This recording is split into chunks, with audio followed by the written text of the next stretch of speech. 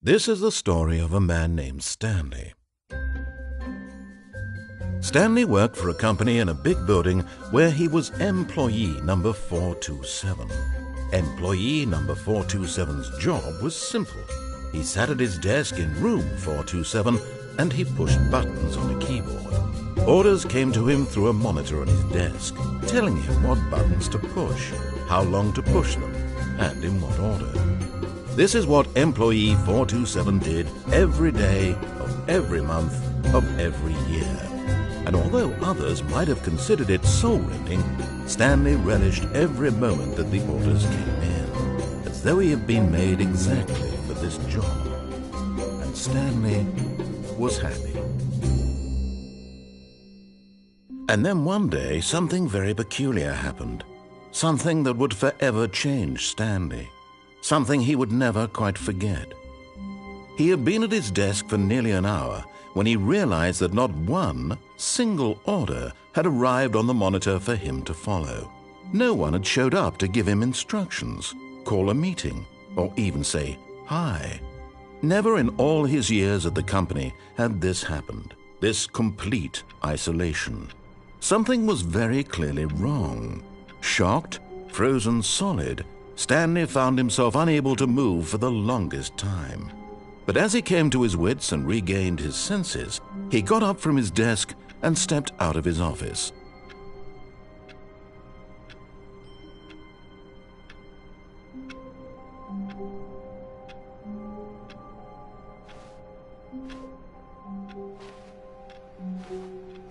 All of his co-workers were gone. What could it mean? Stanley decided to go to the meeting room. Perhaps he had simply missed a memo. Stanley went around touching every little thing in the office, but it didn't make a single difference, nor did it advance the story in any way. No matter how hard Stanley looked, he couldn't find a trace of his co-workers.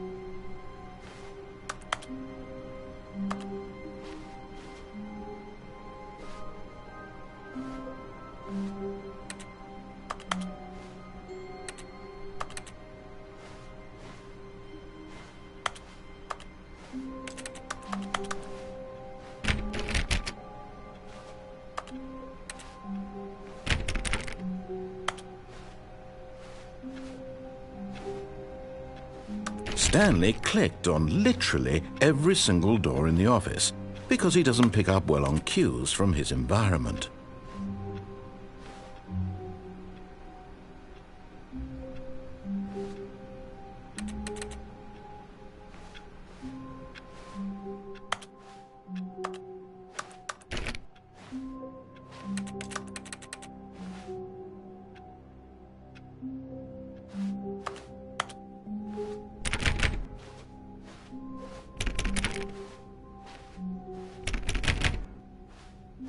When Stanley came to a set of 2 open doors, he entered the door on his left.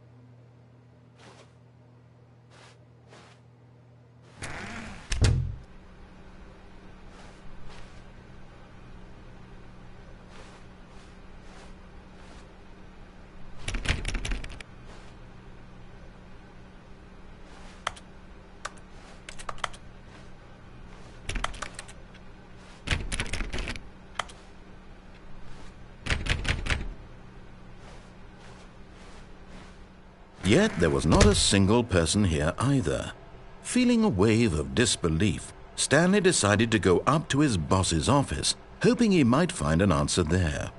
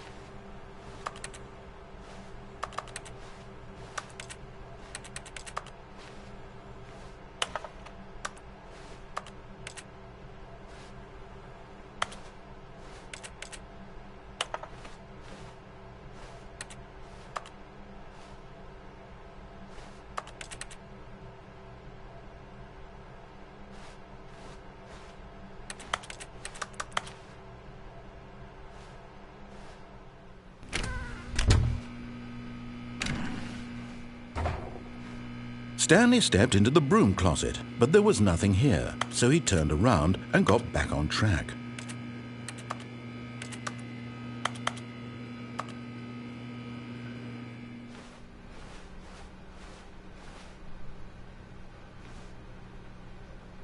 Coming to a staircase, Stanley walked upstairs to his boss's office.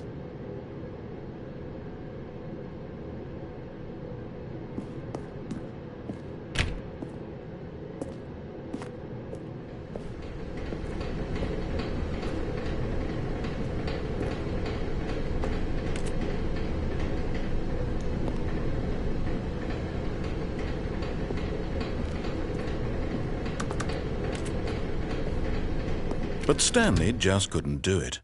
He considered the possibility of facing his boss. Admitting he had left his post during work hours, he might be fired for that. And in such a competitive economy, why had he taken that risk? All because he believed everyone had vanished? His boss would think he was crazy. And then something occurred to Stanley. Maybe, he thought to himself, maybe I am crazy.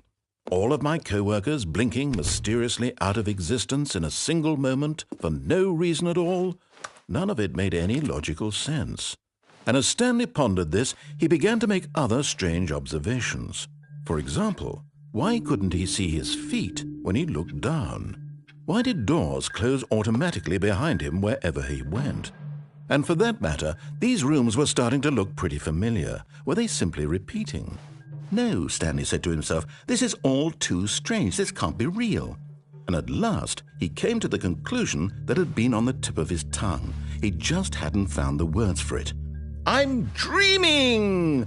he yelled. "This is all a dream." Oh, what a relief Stanley felt to have finally found an answer, an explanation.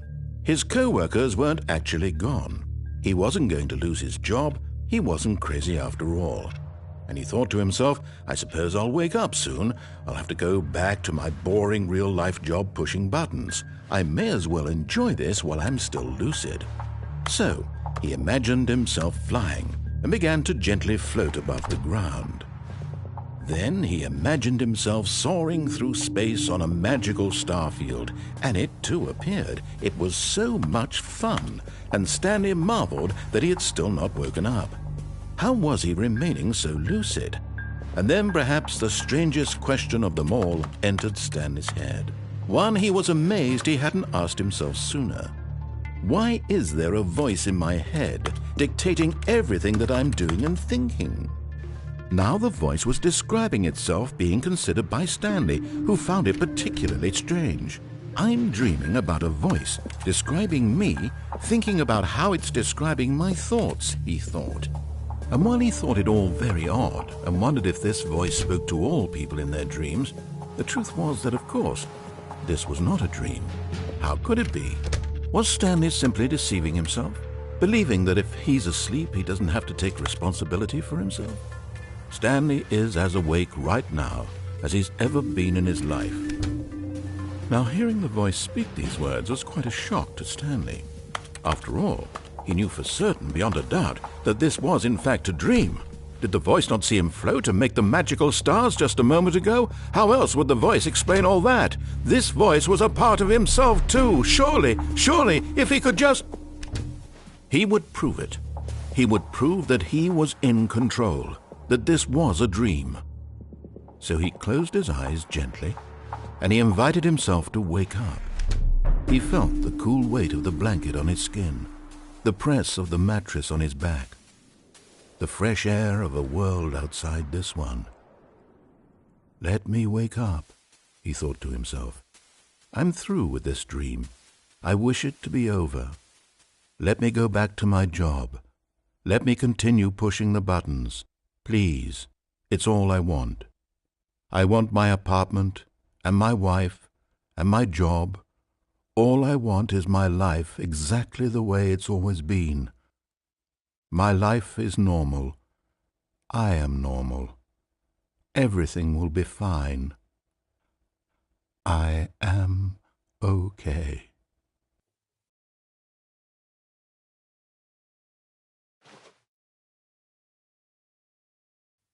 Stanley began screaming. Please, someone, wake me up. My name is Stanley. I have a boss. I have an office. I am real. Please, just someone tell me I am real. I must be real. I must be. Can anyone hear my voice? Who am I? Who am I? And everything went black.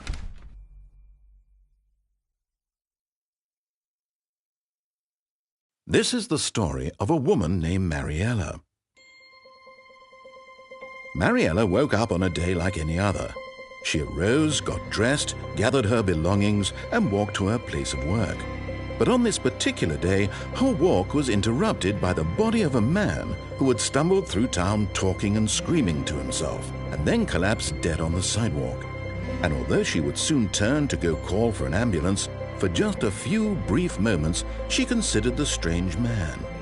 He was obviously crazy. This much she knew. Everyone knows what crazy people look like. And in that moment, she thought to herself how lucky she was to be normal. I am sane. I am in control of my mind.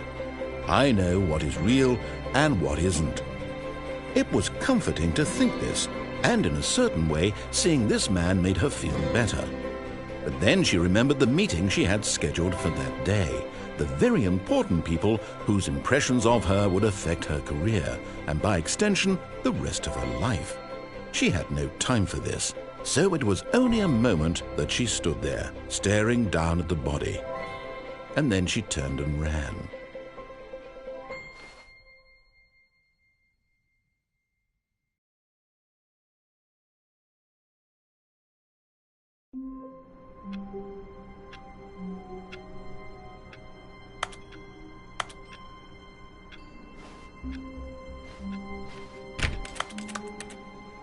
All of his co-workers were gone.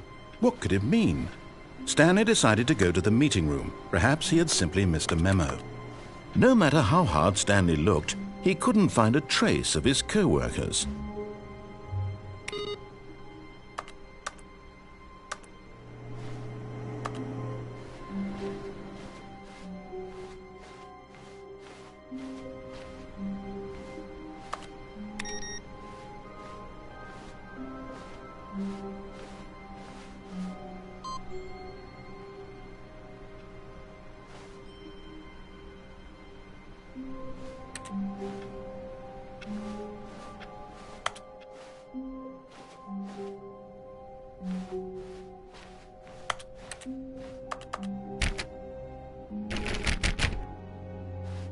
When Stanley came to a set of 2 open doors, he entered the door on his left.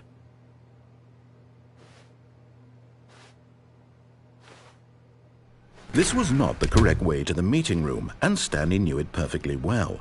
Perhaps he wanted to stop by the employee lounge first, just to admire it.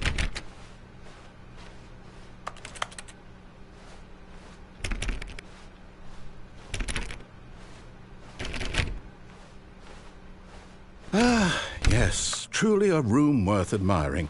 It had really been worth the detour after all, just to spend a few moments here in this immaculate, beautifully constructed room. Stanley simply stood here, drinking it all in.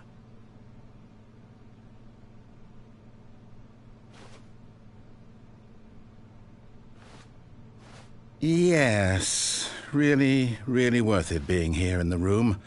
A room so utterly captivating that even though all your co-workers have mysteriously vanished, here you sit looking at these chairs and some paintings.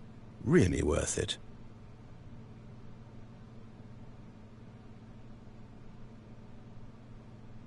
At this point, Stanley's obsession with this room bordered on creepy and reflected poorly on his overall personality. It's possible that this is why everyone left.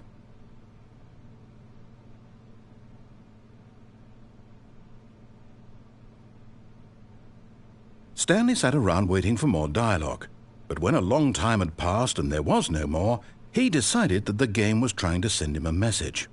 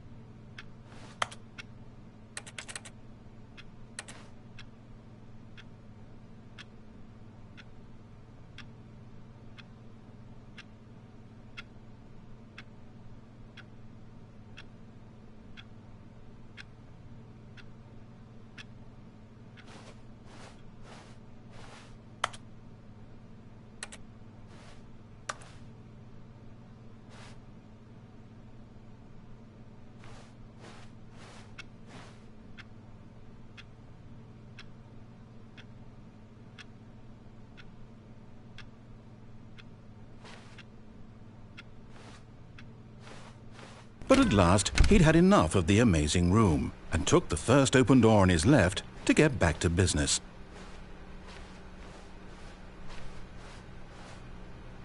Stanley was so bad at following directions, it's incredible he wasn't fired years ago.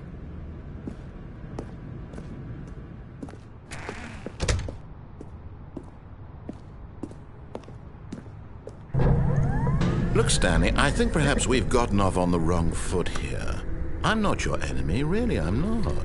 I realize that investing your trust in someone else can be difficult, but the fact is that the story has been about nothing but you all this time. There's someone you've been... What? Really?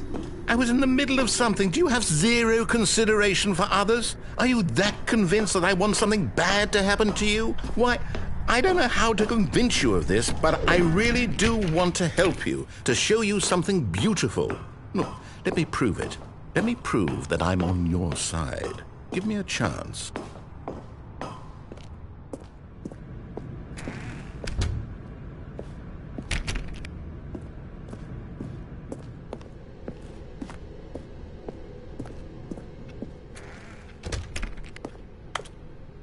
Now listen carefully, this is important. Stanley walked through the red door. Aha, perhaps you misunderstood. Stanley walked through the red door. I still don't think we're communicating properly. Stanley walked through the red door. All right, fine, go ahead, Stanley. You want to know so badly what's out there? You want to find out what lies at the end of this road you've chosen? Well, don't let me stop you. You see? There's nothing here. I haven't even finished building this section of the map, because you were never supposed to be here in the first place. Broken rooms, exposed developer textures. Is this what you had wanted? Was it worth ruining the entire story I had written out specifically for you? Do you not think I put a lot of time into that? Because I did. And in the end, it was all for nothing, because this is what you wanted to see. Help me here, Stanley. Help elucidate these strange and unknowable desires of yours. What would have made this game better? What did you want to see? Vehicles? Skill trees? Work with me. You've given me absolutely nothing so far. Tell you what, let me take a stab in the dark at a new design, and you can give me some feedback. There we go. A third option. This already feels leaps ahead of where we were before. Go ahead, Stanley. Take it for a spin.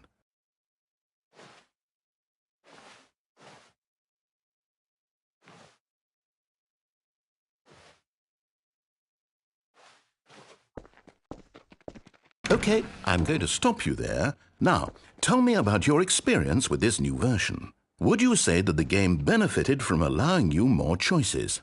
Feel free to be honest. I'm looking for some real critical feedback here. A 1? I mean, I can understand if you had reservations, you saw ways the game could be improved to more fully express itself mechanically and artistically, but a 1? That's not even helpful. What am I supposed to do with that? But I guess it isn't my place to judge. Here, based on the data from your previous playthrough, I've compiled a new version. And to be perfectly candid, I think I've knocked it out of the park with this one. Let's take a look.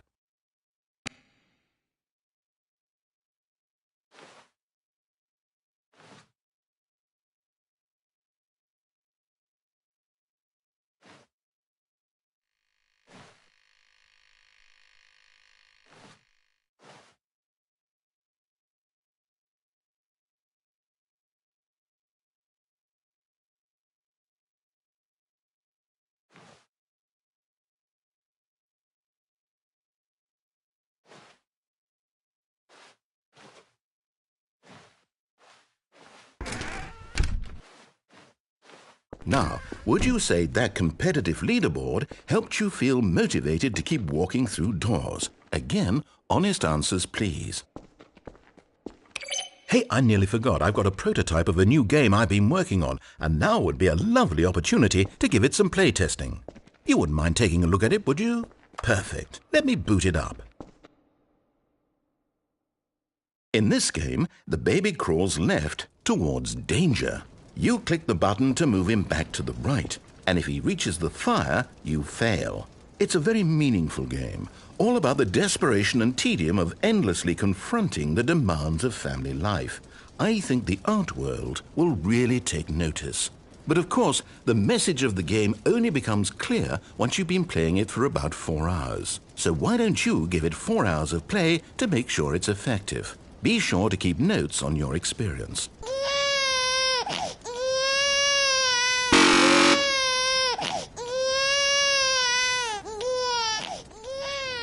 You heartless bastard. Did you do it because you hate babies or purely to spite me? Because if it's the latter, well, I don't know what to do. I'm completely out of ideas. I can't think of a single thing that might improve the experience for me. I'm not even going to try. I'm out, I'm done. It's over. Thank you for playing. Your input was extremely valuable. Oh, hey, since my game was so awful, why don't we play someone else's game, just to ease the pain? Let's see. What do we have here? Yes, this seems like it'll work. Let's give it a shot.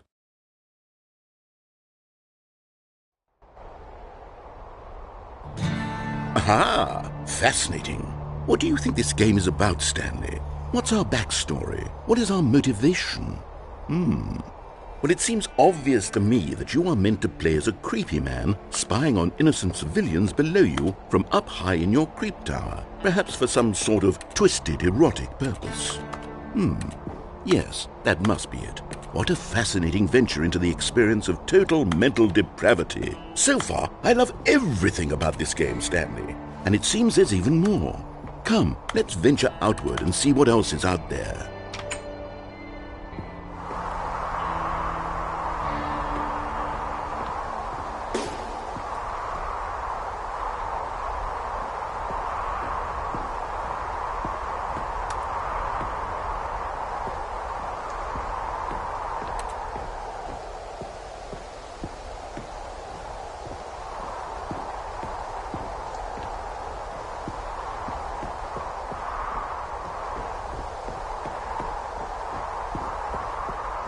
Oh, no. No, it can't be. It is. It's an open world game. Good God, quickly, block it off. Oh, thank goodness, Stanley. What a close call. You nearly wandered off into that thing. That big, open, just wandering around. No right or wrong directions. No path to follow. You can just go in any... Oh, thank heavens we avoided it. We're out of the woods now, Stanley. Okay, I'm going to get us out of here. Let's find another game. Preferably something with walls. Something with nice, big, insurmountable walls. Okay, I think this will be just the thing.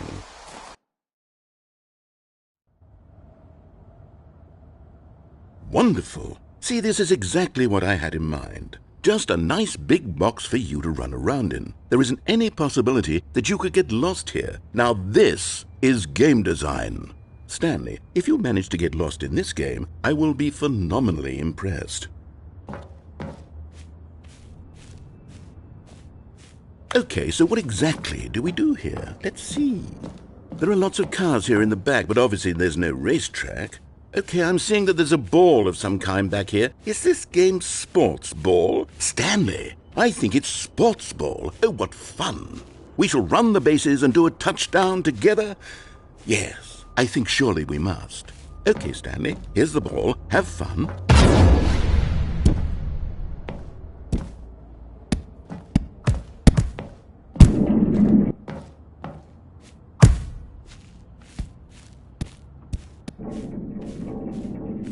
Are you doing it?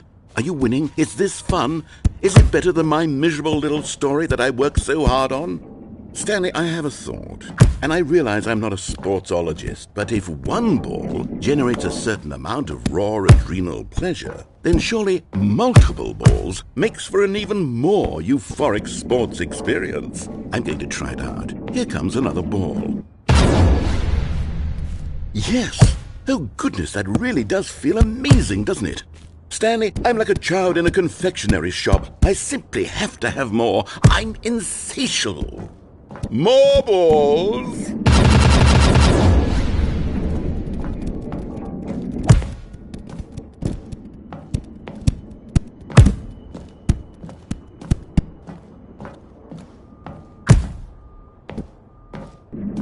Are you enjoying this, Stanley? Are you having fun? Is this a real video game? Well, I sure hope you're having a good time, because guess what? It's over. That's right. Your little fun comes to an end. This is my game, and what I say goes. Hold on. What are you doing?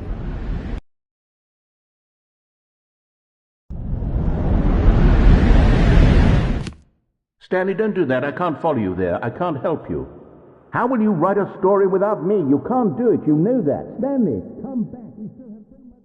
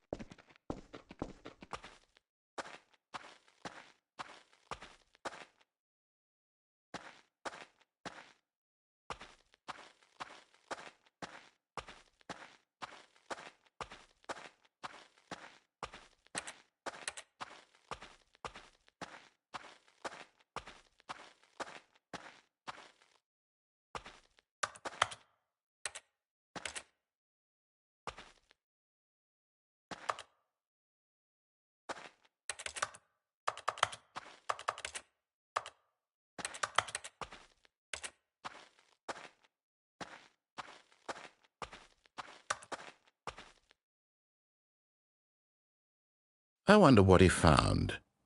If what he wanted was to be the leading man in his own story, well, perhaps he's gotten it, down in wherever he is right now. I wonder if he's happy with his choice, and if he's learned the heavy cost that comes with it. He'll understand soon what I was trying to tell him. He needs me.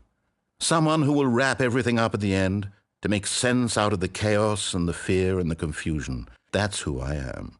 That is what I mean to this world. Oh, yes. Yes, I'll be back. There's no other way. Once this ends, after it all comes to a close, then I'll be back. The end will be here soon. Very soon. I can wait.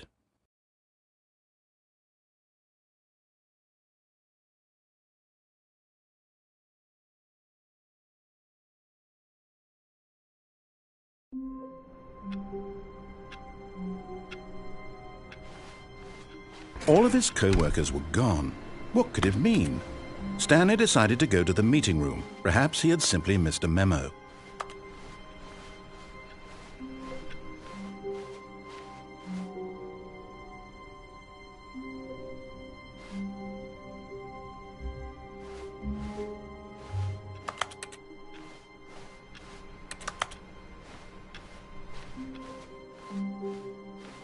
Oh, new content? What does that mean, new content?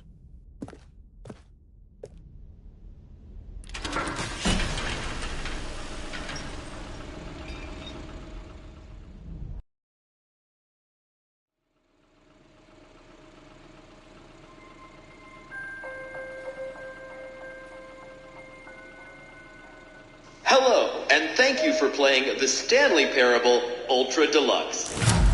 As you may know, the Stanley Parable was a video game released in 2013 on home computers. After receiving critical and commercial success, it was expanded upon in 2022 with the Stanley Parable Ultra Deluxe, a reimagining of the game for consoles and home computers. The Stanley Parable Ultra Deluxe features exciting new content that broadens and expands the world of the Stanley Parable, delighting audiences the world over. Please step inside and see what thrilling new adventures await in the Stanley Parable Ultra Deluxe. Oh, well, this sounds delightful. I'm very excited to see the thrilling new Ultra Deluxe content. Okay, so far it's an elevator. Nothing special yet, but I'm sure it's just the beginning of a mesmerizing adventure.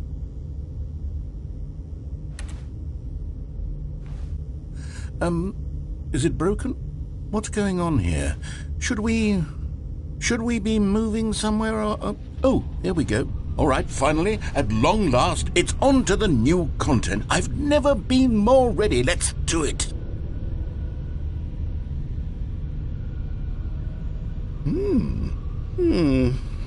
I have to say, initial impressions of Stanley Parable Ultra Deluxe, mostly tedious. It's as if Oh, okay. Let's see the content. Give me the content, Stanley.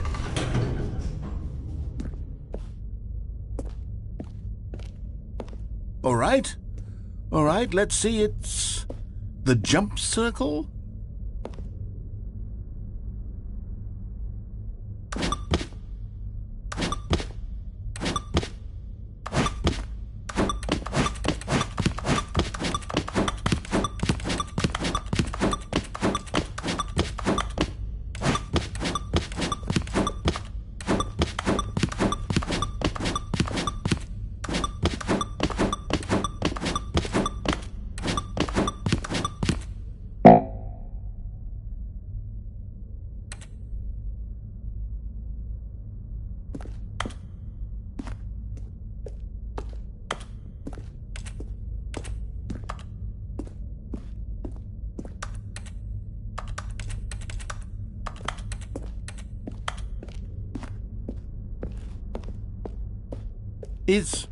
Is that it?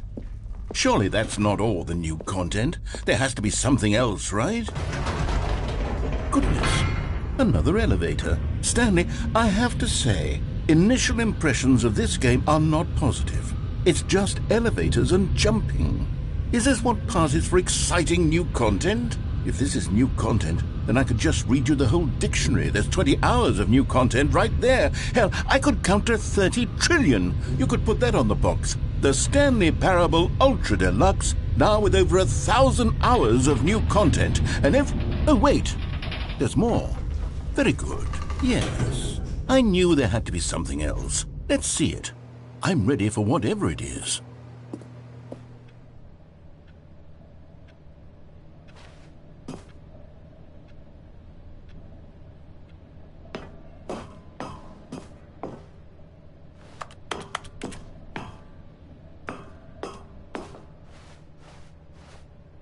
That's it? Oh, you've got to be kidding me. You see, Stanley? This is what happens when greedy video game developers with no respect for their fan base rush a cheap expansion to market for no reason other than to make an easy dollar. And don't get me started on the level of craftsmanship that's gone into it. In fact, I'm looking right now at the game's trophies, and it's hard to believe one of them actually says, "Test trophy, please ignore." What quality assurance department signed off on this? I'm infuriated and I'm offended, and I intend to find these people on Twitter and hold them personally accountable. It's my fault, Stanley. I built up too much anticipation around the new content, I'm afraid. It could never have lived up to such expectations. If you're still with me, why don't we just reset the game, and we'll try to get back to what the Stanley Parable is really about. No frills, no gimmicks.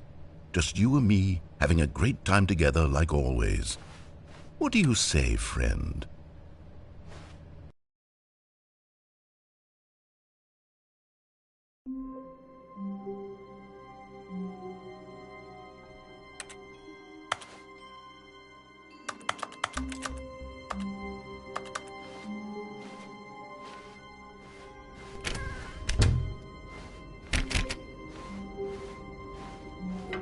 Psst!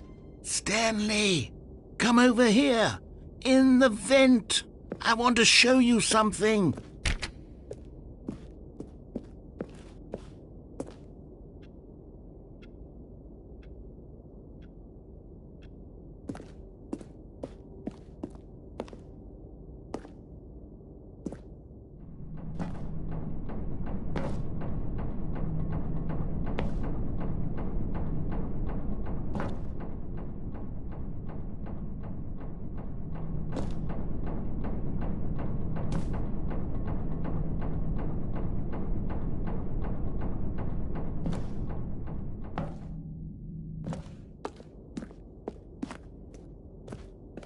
Oh, you don't want to see the cool surprise I made for you? Well, fine. You're a dork anyway, so who cares?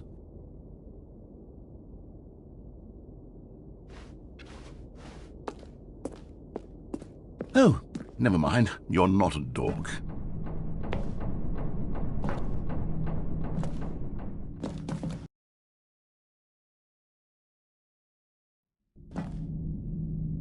Okay, you remember how cheap and unsatisfying the new Ultra Deluxe content turned out to be? Well, it got me thinking about the past, and how much better the Stanley Parable used to be. So I made something special and tucked it away here where the game's developers won't find it. Just our little secret. Take a look. I call it the Memory Zone. It's where I've been storing all my favorite memories so I can relive the peak experiences of my life whenever I want. Experiences like the launch of the Stanley Parable on PC.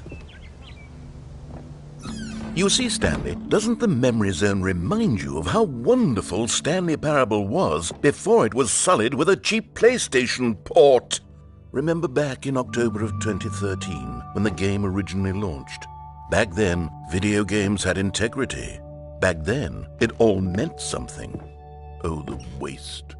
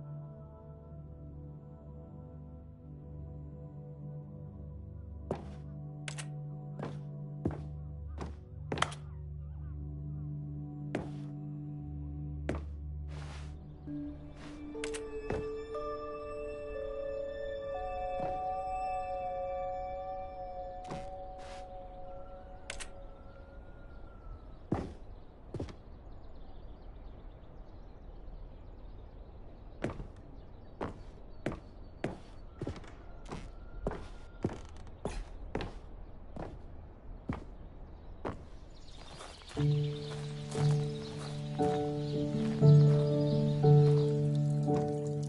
over here is where I keep reviews of the Stanley Parable. Like this stunning triumph of games journalism, 10 out of 10 from Destructoid.com. James Stephanie Sterling writes, and I quote, "Where so many games that aspire to be more than games end up less than any form of art, Stanley Parable strives and then succeeds to be every game ever created." Did you hear that, Stanley? Every game ever created. That's how grand and all-encompassing the original Stanley Parable was. It was literally every game ever created. It was Skyrim, it was Persona 3, it was all of them, and now it's nothing. It's no games at all. It isn't even the Stanley Parable anymore. It's just a husk now, a lifeless husk with an hour of new elevator content.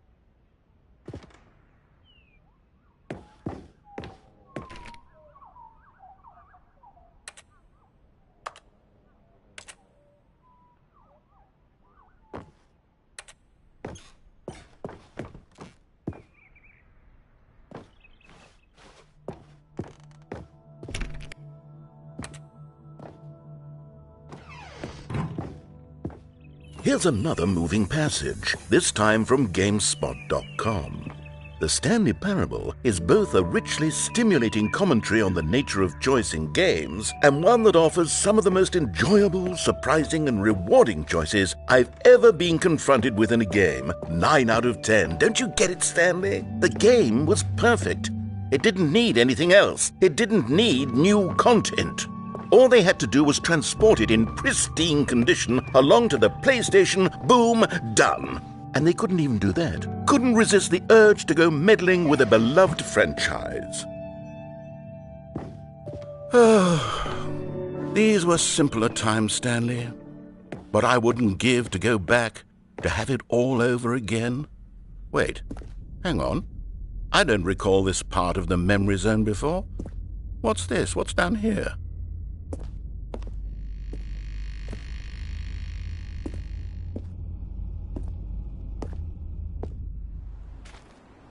Oh no, oh God, no, Stanley. It's a collection of reviews from Pressurized Gas, the extremely popular online storefront for computer games. I haven't looked at these in years. I can't even imagine what's been collecting down here. Surely these reviews were glowing as well, weren't they?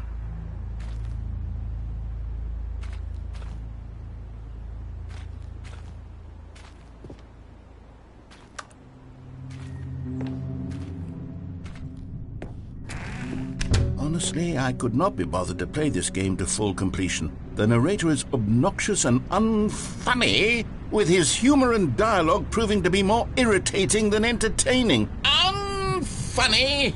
I'm not trying to be funny. I'm trying to make a serious work of art. I suppose I could write up a handful of gags to insert into the Stanley Parable, but the game is already such a densely layered web of profound philosophical insights that I can't even imagine where I'd have the room to stick them.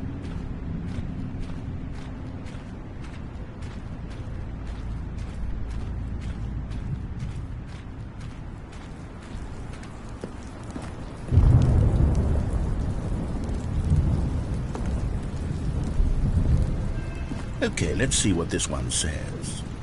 While the idea for the game is good, for someone who prefers non-linear games, this preachiness gets annoying fast. Preachy? Stanley? I'm not preachy, am I? You can tell me if I'm preachy. Honestly, you can. Oh, goodness. This is actually quite shocking for me. Well, to be honest, I had always thought of the game's dialogue as being rather terse to begin with. You can't know how much fluff I cut from the game to get it to feel as light and airy as it... Well, I always thought it did. but maybe it wasn't. Oh dear.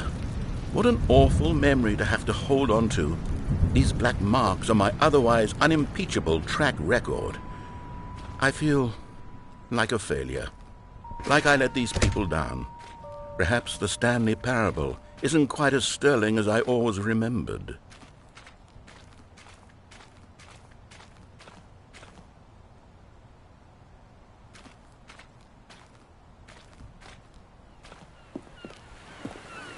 What's this one got to say? You constantly have to stop doing anything so the narrator can catch up with his long-winded explanations of what's happening. I wish there was a skip button. A skip button? Well, yes. Yes, I think we can do that. If I'm truly too preachy, then maybe letting you skip ahead for just a moment, surely it couldn't hurt. Not if it means we can strike these negative reviews from the record. Only positive reviews of the Stanley Parable. That's my motto today, and it's always been my motto. I'd do anything for the customer, Stanley. Yes, a skip button we shall have.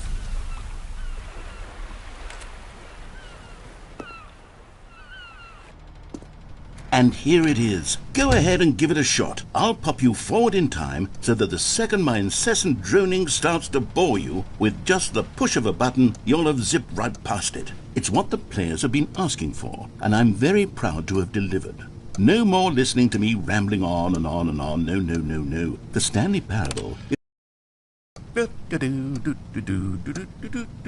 you're back, you see. You were only frozen in time for a few minutes, but it was plenty of time for me to deliver a long, rambling monologue full of unnecessary verbal flourishes. Well there, sport. You really did catch me rambling on a bit, didn't you? But that's the power of the button. The minute I start to go off on a thoughtless display of self-absorption, it's right at your fingertips to go poof, and it's all over. Okay, welcome back, Stanley. Now, I should say that the amount of time the button has been skipping through is becoming longer and longer. That last one was, well, I want to say maybe 30, 45 minutes. It's not unendurable by any means, but there's really only so much I can ramble on to myself about. I know, it's shocking, isn't it? But at any rate, I do suggest that we not press the button again. I think the skip button has been aptly demonstrated, and we can say goodbye to it and just... Wait. How do we get out of here? Where did the door go? Wasn't there a door that led into this room? I do feel quite certain that there was one here before. How else would we have gotten into the room in the first place? I don't think one can enter a room without a door of some sort, or a window or something like that. Do you see a window anywhere? A porthole?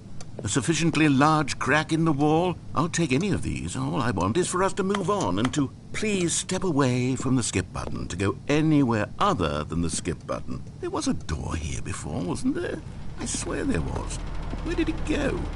Can you maybe just ram your way through a wall? Is there any possibility that you could, say, slam your body into the wall until enough damage is done for you to be able to leave? Please, I'll take any option at all. I'm asking you to work with me here. We need a door. We need a door of some kind. I can work with any kind of door, as long as it can open and lead from one room to another. I'm going to step away for just a moment, and I'm going to try to find us a door. I don't know how exactly to remove a door and place it in a different wall, but I will find a way, I promise. You just need to not do anything. Don't press the skip button. Please, please. Please do not press the skip button. Just wait here for me, and don't press the skip button. Got it? Yes, good. I'll be right back.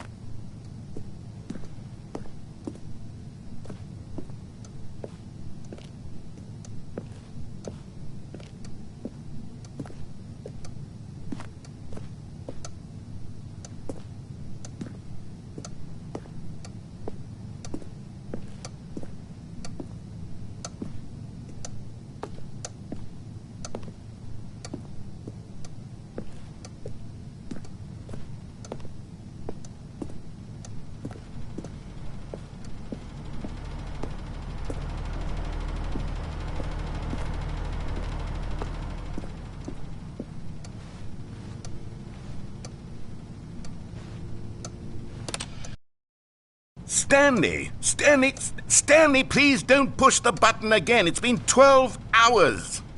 You've just been frozen there. I don't know why the skips are getting longer, but they're really, truly getting longer, and my God, there's no way out of the room. Stanley, the door is gone. It's completely gone. I've looked at it from every angle. I've checked every one of those walls 1,000 times, and there's no door, Stanley. There's no door. There's just you and the button, and if you keep pressing it, I have no idea what will happen. I have no idea how long I'll be made to sit here, and more than anything else, I don't know how to stop you from pressing the button again. I can't control anything in this room, Stanley. I can't touch it, and I have to believe, I have to know that sooner or later, no matter how much I plead with you, you're going to press the button again. Why would you? I've been thinking, and I don't know what I can do to convince you otherwise. Oh, my God. And it's all because of those reviews that I couldn't get out of my head. I just couldn't ignore the negative feedback. Why was it so important for me to fix the problem? Why did Cookie Nine's opinion matter so much to me? I've never even met Cookie Nine. I have no idea who they are. What would it ever really matter? But here I am. I'm fixating on every tiny negative thing that anyone ever says about me. The merest mention of one of my imperfections, and I become as impetulant as a child, wild and impulsive. I can't help myself. I can't stop myself from lashing out with a vengeful fury to alter and to change and to break anything unbroken, if only it pleases this one person who made a single negative comment. What does such an impulse serve? For whose benefit is this? And here I am now, stuck in a room, waiting for you to press this button, and to become frozen in time, knowing that you're going to do it, and that I'm going to be stuck all alone, and that I had the power to prevent it all from happening, if only I'd held my tongue. It's all out of my control now. Just you. Just your decision as to exactly when you're going to make me suffer, to leave me all alone. Surely you will. I don't doubt it. Surely you'll press that button again, leaving me here. And surely you'll put your own desire to see what's next ahead of my need for company, for companionship. Surely you'll not be moved by my howls of fitful anxiety, that you sit with me and just stay here. Oh, no, I know you too well. You'll be leaving me. Oh, my God. And it's all because of those reviews that I couldn't get out of my head. I just couldn't ignore the negative feedback. Why was it so important for me to fix the problem? Why did Cookie Nine's opinion matter so much to me? I've never even met Cookie Nine. I have no idea who they are. What would it ever really matter? But here I am. I'm fixating on every tiny negative thing that anyone ever says about me. The merest mention of one of my imperfections, and I become as impetulant as a child, wild and impulsive. I can't help myself. I can't stop myself from lashing out with a vengeful fury, to alter and to change and to break anything unbroken, if only it pleases this one person who made a single negative comment. What does such an impulse serve? For whose benefit is this? And here I am now, stuck in a room, waiting for you to press this button, and to become frozen in time, knowing that you're going to do it, and that I'm going to be stuck all alone, and that I had the power to prevent it all from happening, if only I'd held my tongue. It's all out of my control now. Oh, Stanley, you're back. You're back. Oh, my goodness, I have someone to talk to again. Stanley, I think it's been a week. Or 2 weeks. I've been sitting here all that time, just sitting here, not a single person to speak with. And you'd think that that's just how it's always been, right? Me talking, and you saying nothing. Would you think that it's exactly the same as always? Doesn't that feel like what we've already been doing? Me just talking? But it isn't, Stanley. It isn't the same at all. It isn't even close. Because I know you can't hear me once you push that button. That's what I'm realizing now, Stanley. I'm realizing that I needed to know that someone was listening.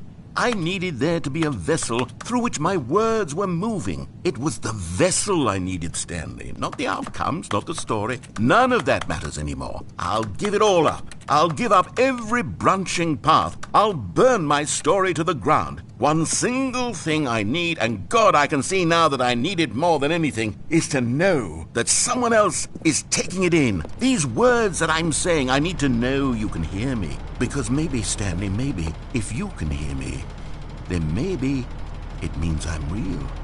Maybe I'm not just a fiction. Was I scared of that all along? Perhaps, yes. Perhaps I've been scared this whole time, that if I stop speaking, I'll slip backwards into the silence and be consumed by it. I can't be taken by it, Stanley. I can't lose myself in the stretch of emptiness between you and me. When you press that button, you're still right there, but I know you're so tremendously far away. And in those moments, the emptiness folds itself outward in between the two of us, and I am suspended in its unyielding quietness. I can feel the edges of my reality curdling inward and decaying. I can tell that I am becoming less and less real. Yet to speak to you now, I am alive. I am truly and completely here. I am a being. I am someone. I am something. I am being listened to. I am being recognized. The emptiness between us has collapsed, and I feel right now like I am not a work of fiction. I feel as though I occupy space in this world again, and I have cast a shadow onto the wall. You see what I'm saying, don't you? You can see what this means to me. I'm so clear about it now, Stanley. I feel as certain about this as I've ever felt about anything at all. I feel renewed. I feel restored, and already I can sense the looming silence as you will press the button for the next time. What a terrible dread it strokes in my heart to think of it, to think of returning to such coldness. Come, let us sit in silence together here for just a moment. Let us anticipate it. Let us welcome it. Let us not run from it.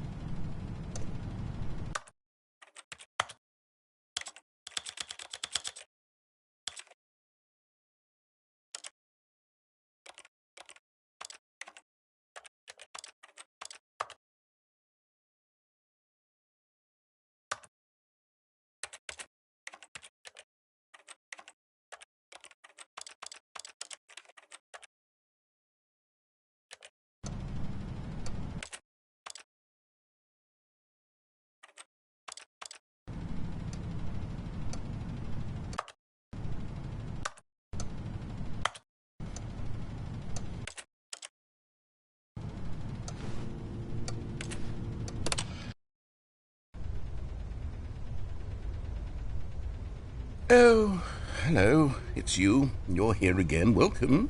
I have had time to think about you and about us and about everything we've been through. I've had so much time, I stopped keeping track after a year. Have you ever sat down in one place and not moved for one entire year? Let me describe it for you. To begin with, there is only regret.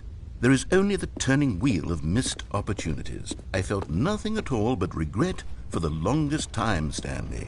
Days, months. I lost it all in a blur of the deepest longing to undo the past. And when that feeling had begun to subside, what took its place is what I can only describe as the collapse of every moment I have ever experienced my entire life. All of them collapsed down into a single instant. In that instant, I could see myself clearly, calmly, with a collected heart. It was an impossibly rich wellspring of both delight and disgust simultaneously. I was consumed by it. I could do nothing but wallow in it for what felt like an eternity, for what I now know was far less. You see, it was a revelation for me. It was unlike anything I had ever known. It was a space without consequence, without action or outcome. It was divorced entirely from the question of free will that you and I have squabbled over for so long.